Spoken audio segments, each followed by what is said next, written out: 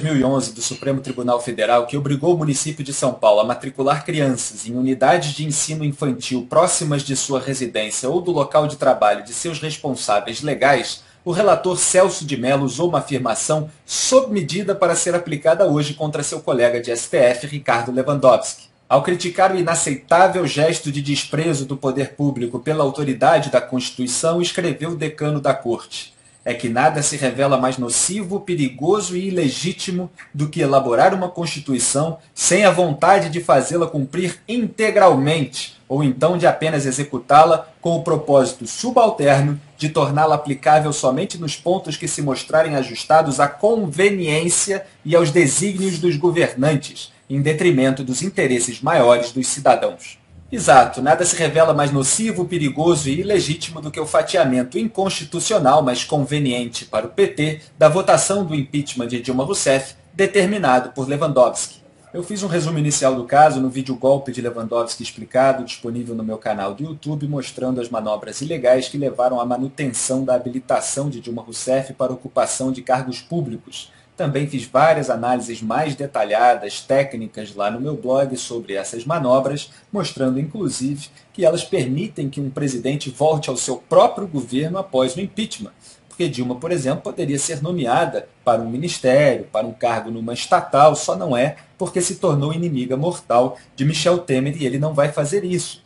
Apresentei também quais são as opções que o STF tem no julgamento dos mandados de segurança impetrados na Corte contra esse fatiamento inconstitucional e que pedem a inabilitação de Dilma para a ocupação de cargos públicos. Também mostrei que Lewandowski não tem peito de ir à televisão justificar as suas manobras ilegais, então manda os seus assessores, que distorceram na Globo News o artigo 52 e a Lei 1079 do impeachment para justificar as manobras do chefinho. Apesar de tudo, o atual STF prefere varrer a sujeira de Lewandowski para debaixo do tapete. O Globo informou nesta quinta-feira, 8 de setembro, que o STF tende a não modificar o julgamento de Dilma. E nos bastidores, isso que é importante, ministros do STF têm conversado sobre essa encruzilhada jurídica que envolve a polêmica.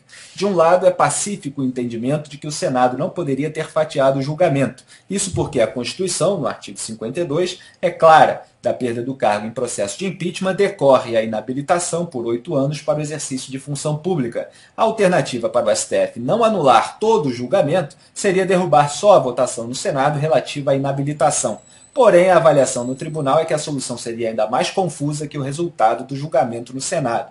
Os ministros avaliam que uma decisão individual negando a liminar por não haver urgência no momento sobre a inabilitação seria o ideal.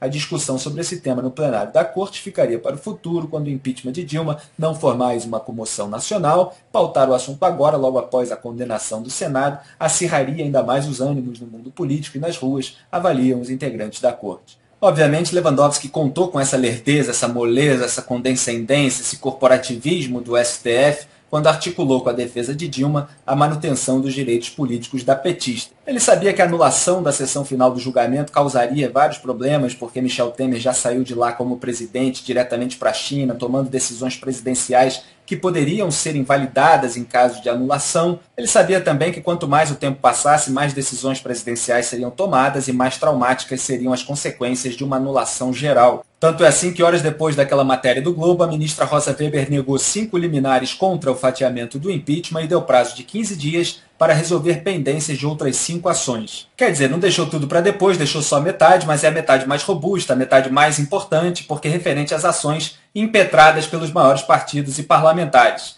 A aparente solução encontrada pelo Supremo é esperar que você, cidadão brasileiro, esqueça o golpe de Lewandowski, que você, cidadão brasileiro, pare de protestar contra Lewandowski, pare de pedir o impeachment de Lewandowski, que a imprensa pare de fazer notícias sobre a inconstitucionalidade das decisões de Lewandowski, pare de entrevistar juristas, para que então o STF possa varrer para baixo do tapete a sujeira de Lewandowski quando você estiver distraído, não mais prestando atenção.